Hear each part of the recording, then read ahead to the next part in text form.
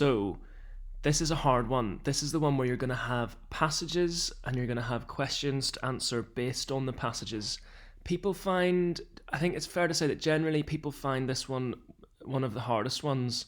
Certainly in my experience, people tend to score the lowest on this one. And I think it's because I think it just naturally is really, really tough. You find that you've just got so much to do in so little time. And that's why the focus of my teaching on this is all about how to get through as many questions as you can and get as many right as you can. And I'm going to teach you how to do that. So in this section, you've got 11 passages, and each passage tends to have 4 questions to it. As per every section, you've got about a minute to read the instructions, which doesn't count, and then you've got 22 minutes for everything, which tends to work out as about 30 seconds per question, which is absolutely brutal. So this is, I think we're going to go through a bit of a taster. I'm not going to time you on this. I just want you to have a go. And like every question in the last one, if you're struggling with time, just pause whenever I say pause and keep working, and just have a go at these questions. So just do both of them.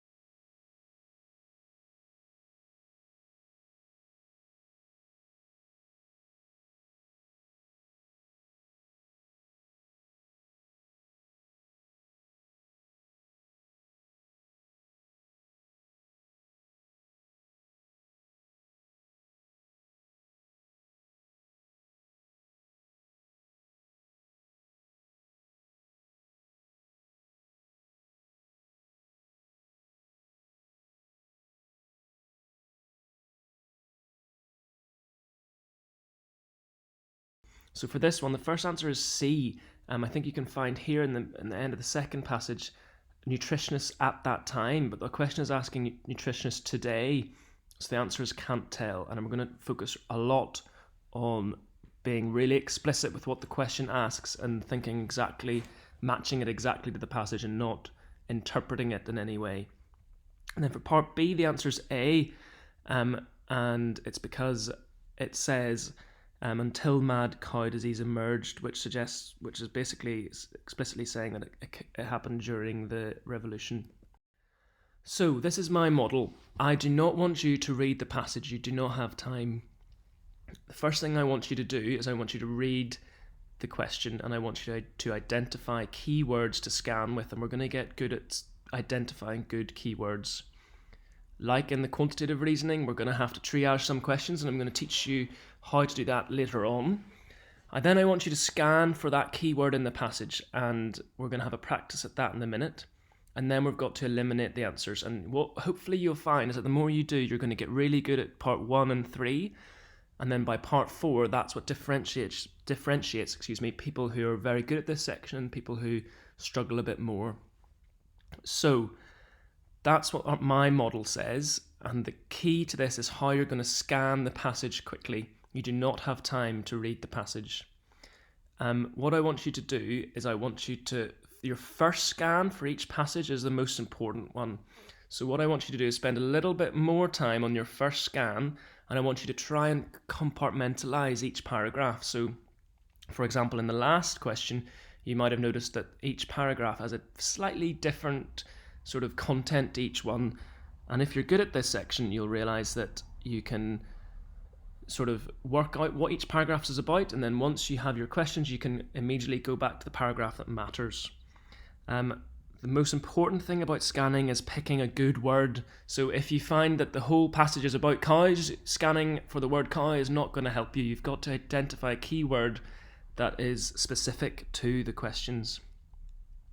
So, shall we have a quick look? So I'm going to give you 30 seconds for each of these, and I want you to scan for the first passage for football penalty taking. So just go ahead and scan for football penalty taking.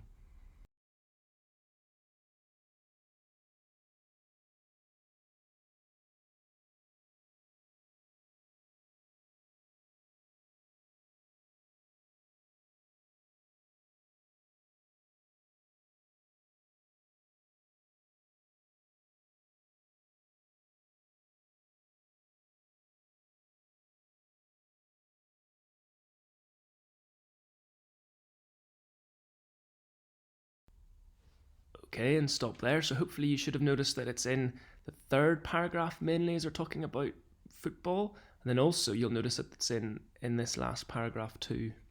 So that's a good example of how I want you to try and practice scanning quickly. And the next one I've got two things I want you to scan for in 30 seconds again. So these words are G subunit and AMP ATP ratio. Go ahead and try and scan for those.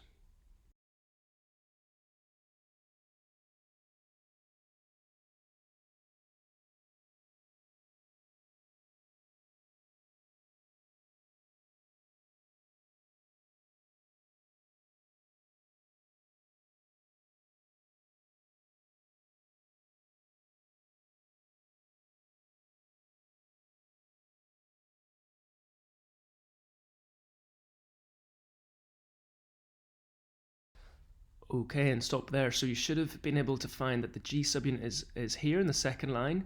It's also in the fourth line, and it's also in 4 lines from the bottom. So there's a few things. And what I want you to practice again is that if you have time to scan the full passage, because what you'll find is that sometimes the questions require you to identify 2 sections in the paragraph for you to look for. AMP ATP ratio, again, you should have found that it's here, 4 lines from the top, and also in the very, very last line. So if you want to be good at this section, you've got to get really, really efficient at scanning and choosing the correct keywords. And if you're struggling with that, it's really easy. You can just pick up a newspaper and get someone to say one word and to start scanning. And you can have practice scanning like that, and you can get really good at this if you're smart. Okay, right. Let's have a wee practice. So these are 4 questions. Usually that's going to take 30 seconds a question, which would be 2 minutes per passage.